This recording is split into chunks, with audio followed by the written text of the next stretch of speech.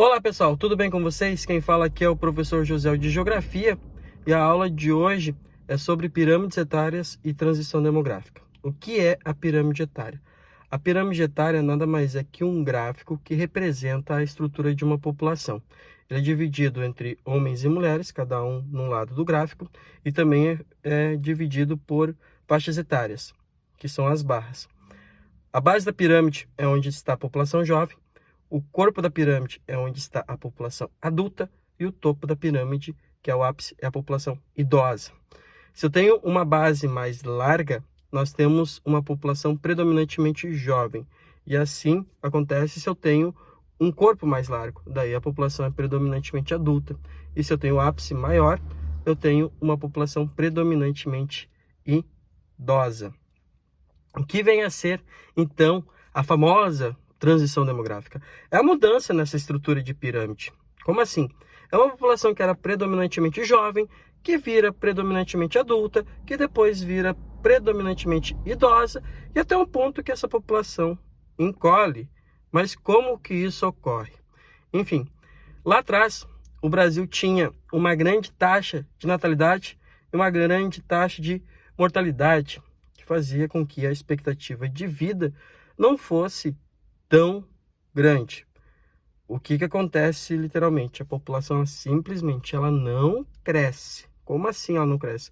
Ela cresce em ritmo bem lento, porque nasce muitas pessoas, mas ao mesmo tempo a expectativa de vida não é tão longa, essas pessoas acabam morrendo mais cedo. Então a população meio que estaciona ali. Daí a gente vai pensar como que resolve esse problema. Os governos eles têm, vamos resolver a natalidade ou vamos resolver a mortalidade. Então se tenta em primeiro lugar reduzir a mortalidade. Como é que se faz isso? Se faz investindo em infraestrutura, com obras de saneamento básico, tratamento de água, coleta de esgoto, esses tipos de coisas para diminuir a proliferação de algumas doenças. Outra situação, investir em medicamentos, tratamentos, vacinas, para que as pessoas possam ter como se tratar, se cuidar de determinadas doenças e não morrer mais por elas, certo? Então, quando eu cuido primeiro da mortalidade, que é o caso, e a natalidade ela continua em alta, eu vou ter um boom demográfico, uma explosão demográfica. A gente vai entrar então na segunda fase. O que vai acontecer? A população ela simplesmente vai se multiplicar, porque aumentou a expectativa de vida, mas a natalidade ainda está alta. Então essa é a segunda fase. Depois eu vou avançando. Eu vou ter um desaceleramento do crescimento. Mas como assim? A expectativa de vida, ela continua aumentando. Porém, agora eu tenho um controle maior da natalidade. Passa a nascer menos pessoas. Mas enquanto a natalidade estiver maior que a mortalidade, a população ela cresce num ritmo mais lento, mas cresce. Depois disso, o que acontece? Vai chegar um momento que, se essa situação se mantém, que gradativamente eu vou ter o envelhecimento da população. Então eu vou chegar, vamos dizer assim, numa nova fase onde o crescimento ele estaciona. Ele não aumenta tanto, mas ainda não encolhe. Como é que isso é possível?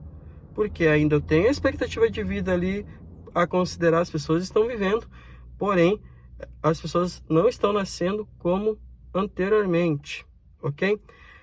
É o que a gente vai chamar de desaceleração total ou estabilização, enfim.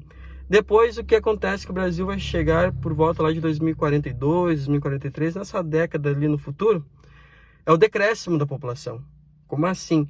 Se continuar não nascendo tanto, as taxas de natalidade e fecundidade, que meio que condiciona a natalidade, continuar em queda, vai chegar um momento que essas pessoas elas não vão viver para sempre. Então, elas vão começar a entrar em óbito. Então, assim, quando eu tenho uma taxa de mortalidade superior à taxa de natalidade, eu tenho o decréscimo da população, ok? Isso é transição demográfica. Começa uma população jovem, que vira uma população adulta e depois vira uma população idosa. Como é que isso acontece? Bom, hoje nós temos mais gente adulta no Brasil. Como assim gente adulta no Brasil? Porque lá atrás tinha mais natalidade, tinha mais crianças que adultos. Aquelas crianças de ontem, hoje, são os adultos. E os adultos de hoje, que são maioria, quando a gente compara com as crianças, serão os idosos de amanhã.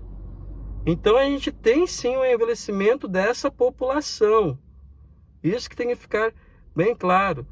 Essa mudança de estrutura etária é o que a gente denomina de transição demográfica. É óbvio que a gente tem que ter muitos cuidados, muito planejamento. Nós temos aí, se a gente tem uma população predominantemente jovem, investir muito em educação.